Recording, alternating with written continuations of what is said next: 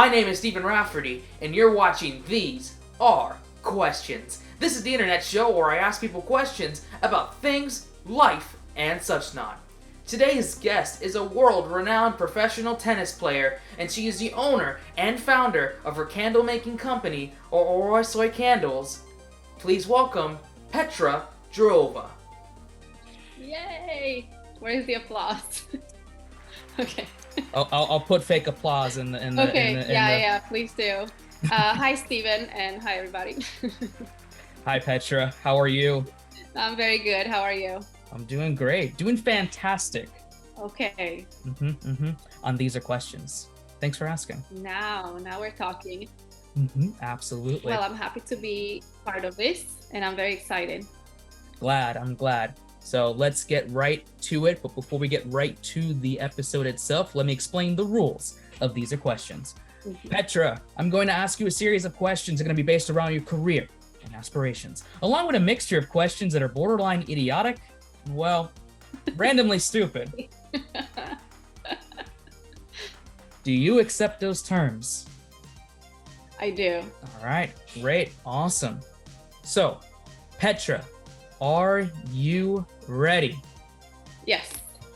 Let's do it. All right, great.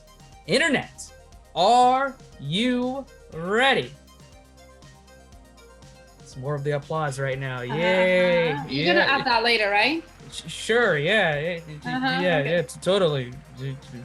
I don't know. We'll figure it out. Don't worry about it. Figure it out. Yeah. Yeah. With that, let's begin. Didn't we get a degree in this? Maybe I don't know. I have Right. I have at least one piece of paper, maybe two. Maybe I'll get a third one. Who knows? Yeah. Yeah. You have all the papers. I don't. Right. I don't know. I think video editing should be somewhere there, but I hope so. I might be wrong. There's only one way to find out. I got to look at all my papers here. I just got your paper here. Oh, I shouldn't have shown that. The internet doesn't know that part of it. So, but let me get. You got a paper on me. Okay. Yeah, I do. Listen.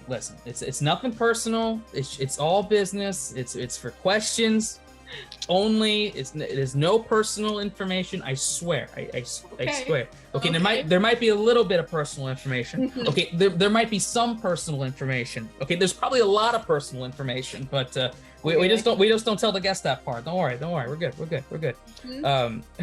But getting into everything, Petra, we've known each other for quite a while now, and I got a chance to know more about you while having the chance to work with you with doing some of your candle making videos and photography, which we'll get into more as we go through the episode. But I honestly didn't really know about your incredible story until we started working together more and more. For those who do not know, as I was talking about in the intro, Petra is what I consider a tennis prodigy. She has competed at the highest professional level in tennis, and I wanted to ask you if you can please dive into your story about how you started doing tennis and how you started competing all across the world with some of the best players known on the planet. Okay. So I really started playing tennis because I was inspired by my dad. My dad used to go every Sunday, to play with his friends at one of the courts back home in Slovakia, where I grew up. And I was just watching him, playing and having fun with his friends. And so one day, finally, I asked Dad, what if I started playing too? And so, he was like, okay, I guess she's pretty serious and interested. Why not? So he gave me a coach. I started practicing, and by the age of 9, I was playing tournaments. Oh my goodness! At 9? At 9. Can you believe it? Yeah. So there are actually tournaments for 10 years and under that you can play, and so you only really play one set. Normally you play 2. Funny story: when I won my first match, I didn't really know how to count the points yet, so I didn't even know I won. So I wanted to keep going. I wanted to keep, playing. And then I just see, my parents, from the stands, they were like, no, there is no more game. Like, you already won. Let's go home. I didn't know what's going on. Anyway, I fell in love with the sport since then. And by the age of 14, I was the national champion. And that's really when the traveling started. Because once you are number one in the country, you start representing the country and you travel all around the world, and you compete against other players who are, the top players in their countries. So I started traveling at a pretty young age. I'm the only child, so my parents were a little bit worried. I was this small blonde girl traveling the world by herself. But listen, I think, it was a great life experience, and it gave me incredible lessons. I learned English this way, because my parents don't speak any English. So I was at 14, booking all my hotels, finding really, like people to play with and things like this. So, you have to find a way around, and I was able to, get a head start and basically be very independent from a young age. Well, that's amazing though. That's incredible. Most people at that age are not competing all across the world and are doing worldwide traveling and are doing all these things. Like, I have to say it's a very cool life. But also it gets old at some point. So as I went on, and I was about 20 years old, I already graduated high school. You're constantly by yourself, because traveling with someone like your coach, it gets very expensive, because you're not just covering your costs, you're covering, his costs too. And so so it gets very lonely. Most of the time it's just you and your suitcase. You don't really feel like you're home anywhere. You're every week in a different country. It's a lot of traveling. It's very tiring too. Yeah, and I can imagine, like, you're traveling and you're seeing the world at a young age, which that's cool. But when you're traveling, just generally speaking, you're usually traveling to explore the sights and the seas and the beauty of the world. So when what you're I traveling saw for work, was tennis different. courts and the hotel, right? Oh my God, that's not. I know. It's traveling, but it's not the way you would travel, You can't really experience the country. It's very different. People, they get jealous and they're like, oh my gosh, you've been here and there, you've been, to so many cool places. But really, so many times I only got to see the tennis facilities and the hotel, because you don't really have time to just walk around the city, Yeah. Well, okay. Well, hopefully maybe that will change now that you've kind of switched into a different type of role. Maybe you have a chance to do more of a more fun adventure travel, I think. And it kind of leads to my next question. From what you told me from past conversations and just telling me now, I know that you've transitioned from playing full-time, professionally speaking, to more of a teaching mentor role in tennis. Can you explain how the adjustment was from playing to now teaching up-and-coming players? Once you sign an athletic scholarship, you basically need to be an amateur. So you can't compete for yourself anymore. So I had to abandon the idea of being a professional player, right? I had to leave that behind. And accept the scholarship. It was a decision I took, and I still stand by that it was the right decision at that time. Tennis is so great in that it basically it teaches you also how to make money, because I could just work with little kids. That always just came very easy to me, and I always sort of liked teaching. I don't know, it came very natural to me. And so I started talking with a few kids in the area, and started working with them, and started actually going to some tournaments with them too. And I really enjoyed that, and I found my new passion in that. I always knew I wanted to stay sort of in the industry. I could never just abandon tennis altogether. And I really found that to be something that's fulfilling, when I'm able to help young players. That's great. That's wonderful there. I'm glad you found another calling within tennis. You don't have to truly abandon the sport that you truly love. You have a chance to be a part of that industry, and you can continue being in that industry for as long as you absolutely want to. So that's wonderful. Yeah. I'm glad. And you mentioned you're from Slovakia. My next question is, because I really want to hear it. Can you say these are questions in Slovak for me? Toto sú otázky. Oh, That was cool. Okay, I'm not gonna lie. That kind of made my night as we're recording this, and probably one of the highlights of this season. So that was really cool. Thank you. Okay, good. Nobody's gonna know what I just said. I could have said anything, right? I could have said I'm just having a horrible time now. Oh no! You could have. Well, don't worry. I'm gonna Google Translate You're gonna that. Google, okay. Yeah. So I know exactly. You're not just like busted my chops and saying, I don't know, saying like pork chop soup or something. Maybe I just told you what I wish I had for dinner. Okay. My next question is, maybe what your skill is in tennis and maybe with candle making. I want to ask you, do you know how to fly a plane? How to fly a plane? Yeah. No. No? Okay. I'm just asking. Maybe you do. I don't know. You think maybe I have, a superpower I didn't know about, or Yeah, possibly. Maybe a hidden talent, hidden skill. You're multi-talented, so maybe you have more multi-talented skills. Well, didn't discover that one yet. No. Not yet. I'm just saying. Not yet. Yeah. You never know. Let me ask you this. Do you like games, Petra? I do like games, yeah. Okay, cool. Do you like cheese? Yes, love cheese. Okay, great. So for those, maybe you're watching or listening, and depending on how we go in the season, maybe you know about this game. I don't know. I have a card game called No Cheese, No Coin.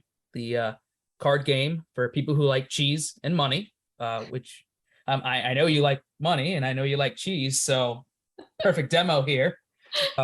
Yeah.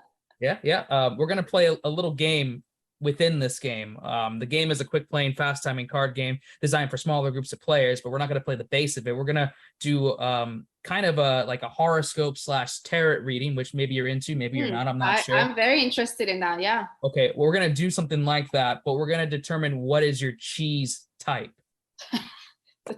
I was always wondering. Yeah. Okay. So finally, I'm going to find out. You're going to find out. We're going to play these cards right here. I'm going to shuffle it up just like a professional tarot card horoscope reader is. Okay. Don't cheat. Why would I cheat? What am I going to do? I'm not a cheater. That's not me. Cheater's not in my name, just cheese. Okay. Okay.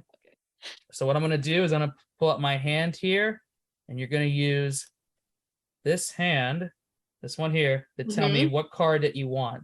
Pick the card that speaks to you. Anyone. You know which one? Huh? The one in the middle. Like right in the middle. That one. Yes.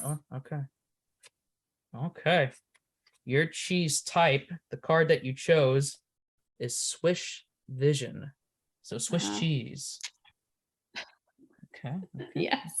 I love Swiss cheese. So I'm very happy with that. I'm glad. What does the card say? I can't read that. So I'll read it to you. So the card, the rule in the game is you are able to look at the next 5 cards in the deck. And the little joke that we have is that Swiss dreams are made of cheese. It's a 80s song reference. You have to look up the song to get the reference. I'll text it to you later. But for those that are listening and watching, you'd be like, I get this. I get that corny joke. So I feel like this resonates with you very much so. I feel like it's kind of like a brainiac cheese, and you're a very smart person. So I feel like that. And it has does it have like glasses? It does. I'll put it on the big screen. Piece of cheese. Yes. Love it. And I think it's dancing a little bit. Yeah, it's kind of grooving a little bit. It's happy. I love it. The cheese is happy to see you. Yes. Okay. So Swiss cheese it is. Very good. Okay. Very good. So Petra, from tennis to candle making, I want to know how you created Horace or Candles, and what was the mindset behind the creation of the business? So I started making candles about 3 years ago. And the mindset behind really was that I didn't like what was being sold in the stores. If you really look, what they are made of and what you are breathing, it's not very pleasant, right? Yeah. Or healthy. I was scared about my health a lot, and I love candles. And so I just started looking into how I can make my own that would not be harming me or the environment. And so slowly, I started just, creating a few from scratch. and then, giving them out as gifts to some of my friends. And so they really started liking them. And actually it was a couple of my friends who gave me the idea of starting the business. I personally never really thought of it as a business idea in the beginning. I always just thought of it as a hobby and something that's like therapeutic for me, because I really do enjoy the entire process of making the candle from scratch and then being able to, have it on my table and just say, oh my God, I made this, right? Everything that I make is, recyclable, biodegradable, and clean. Yeah. Not, there are no chemicals or perfumes, none of that, just essential oils. That's great. That's awesome. Yeah. You're helping the environment one candle at a time, and if you think about it. I try to do that, yeah. Playing your part. Yeah, while making people happy. That's, Absolutely. always my ultimate goal.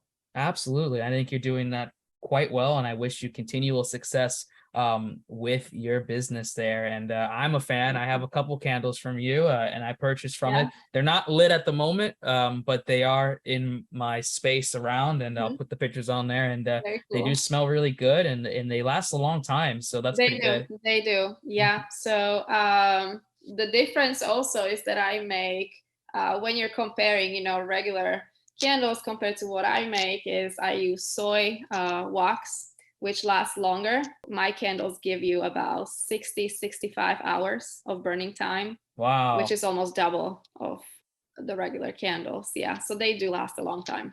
Yeah, they absolutely do. Because I'm still like not even like halfway with one of my candles. I was like, wow, this really lasts. And you've had them for a while, right? Yeah. I mean, I'm not lighting it every single day, but when I do light it, it's like, okay, this lasts pretty long time. So good on you. That's awesome. And I've gotten the chance to watch you prepare and make one of your great candles. But I didn't get a chance to ask you that day, what is your favorite part of creating your candles? What's the best part of it? The best part really is, I think, like the entire process from A to Z, from, picking the jar, sticking the wick to the bottom and then waiting for the wax to warm up, then pouring it. I don't know. The entire process to me, again, is very healing. A lot of it is really just waiting at the end because you're just waiting for the wax to harden. Yeah, I remember that. But but like that part is also very cool when you see it actually like becoming a candle, right? So I do like that part, but again, I don't think I can choose one specific thing. Okay, very cool, very cool. I get it. I'm the same way when I'm creating my products and creating works. I like from the beginning to the end, for everything. Like I just like everything about it. It's the same thing with my card game, same thing with my photos, videos, everything that I do. It's like I just like to conceptualize the actual creation and then seeing the final touches and the final product. So it's cool. It's cool. Absolutely. And throughout this interview, I've asked you a variety of different skills, and some some you're going to learn. And the question I have is that what's one skill you always wanted to learn that's not tennis or candle making and nothing about planes in this case? What's one skill you always wanted to learn but never got a chance to go around to it? I'm gonna say skiing. Skiing, okay. Yes. So where I come from, we have these beautiful mountains, right? And people from all over the world come to ski there. And I was never allowed because of tennis. So that's definitely on my bucket list, to be able to learn how to ski and go to our mountains and, try to ski there. That's awesome. Yeah. I mean, now you have the time. Now you can actually now travel. I can. Yeah. Now that you do have the chance, you can start small and work your way up, and you never know, that could be another newfound passion possibly. I'm always open. Yeah. Absolutely. You never know. Let me ask you, do you have a favorite saying or quote that resonates with your lifestyle?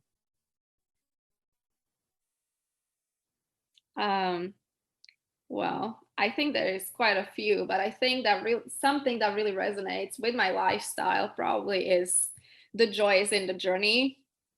Good one. Yes, because I think the journey, often is more important than the destination itself. And I really think that, you know, reflects in how I live. That's definitely one that resonates the most. Okay, very cool, very cool. Yeah. And absolutely, yeah, you have to appreciate the journey to get to the end product. You got to learn. You got to learn from it. You got to live. You got to live through the good and the bad. You know, that's how life is. Absolutely. Absolutely, yeah. Absolutely. So very cool, very cool. Do you have one, Steven? What's yours? I'm curious. I have a few. I have like a top 10, but there's two. One is whatever happens happens. So that comes where it's like, you know, you do the best that you can, but sometimes there's things that's out of your control, but you got to appreciate the things that are out of your control and just try to do the things that you do best while you're in control and learning from that. So that really speaks to me a lot. And then I have one that I created. I said the world doesn't owe me anything, but I deserve it to myself to be anything but nothing. So that's mine. And it's just a kind of a quote, kind of a saying that's like, hey, you know, you're on this planet, you're on this world thing, whatever I think that's going on. I could have been more specific, but like you're here hopefully to do things that you want to do in your life. And while you have the amazing opportunities that you can form with it, you just enjoy the good, the bad, everything in between, and just experience life as a whole. So that's really very similar to mine. Yeah. We're connected in that way. Yeah. So I absolutely agree. Yeah, that's a good one. Thank you. I appreciate it. Thank you for asking. Yeah, no, you're welcome. You know, I'm always curious. You very are. It goes back to the cheese, the brainiac cheese there, always asking questions. We're getting towards the end of our interview, and speaking of questions, as we're asking on these are questions, I have one more question to ask you, Petra. Yes. And the question I want to ask you is, if you had the chance to perform a duet with any musical artist, anyone that you want, who would you do the duet with, and what song would you choose? No pressure. I do have a few favorite artists, but I have to say, I love Lady Gaga. I'm a huge fan. So I think I'm gonna go with her. Okay, good choice. Yes. To me, she's just a powerhouse, right? I admire her a lot, right? As far as the song, to be honest, any song, but I think I would like it to be unplugged. Just very, you know, very chill, like piano, and you know, none of that like craziness, just like a piano version. Okay, so piano maybe one of the popular songs, yeah. Okay. So an acoustic MTV, back when MTV was more of its prominent heyday, they had MTV Unplugged, and it was all acoustic music, piano, all natural instruments. That's exactly what I had in mind. Yeah. There's a new channel, it's on YouTube, and I'll send it to you since you kind of like unplugged music. It's called Triple J, and it's basically, they have a series called Like a Cover, where they do covers, like it's a band, like various bands and singers, they do covers of their favorite songs, but majority of them are acoustic versions of those songs. Very cool. I think you definitely like it. There's one, and I we're not sponsored by them, but I will say it. There's one I just listened to. It's an older one, but it was Billie Eilish and Phineas doing a duet of Michael Jackson's Bad, and it was like this kind of acoustic, very natural sounding song, and they did a fantastic job on it, for example. And there's a ton of artists that do a lot of great covers on it. So if you like unplugged music, unplugged covers, that's a great modern version of an MTV Unplugged. Thank you. Petra, we are at the end of our These Are Questions interview. That really flew by, I have to say. It's the fastest hour you're going to go through. I'll tell you that right now. Well, you made it a lot of fun. So, you know, time flies when you're having fun. Oh, thank you. I try to do it as the host of These Are Questions sometimes. Yeah, you're doing a good job. Thank you. And just like that, you know, before we end off with everything, I want to say this is your time to shine. Anything you want to promote, anything you want to say, anything you want to do before we end off this episode of These Are Questions, the internet is yours. Everybody should take a look at my website to see my beautiful creations at aurasoycandles.com. And I really hope that you get to enjoy my candles because they're awesome. They are. And we'll put everything in the descriptions down below for anyone that's interested in viewing the website and also potentially purchasing a candle. So that will be all listed on there for our listeners on Spotify and all our forms of podcasts, and also to our viewers that are watching on my YouTube channel.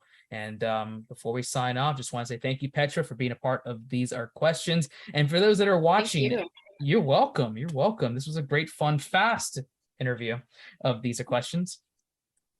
For those that are watching and those that are listening, we say thank you so much for supporting this show. Greatly appreciate it as we're going through season 4 of These Are Questions. And with that, all I have to say is just you have been watching / listening to These Are Questions.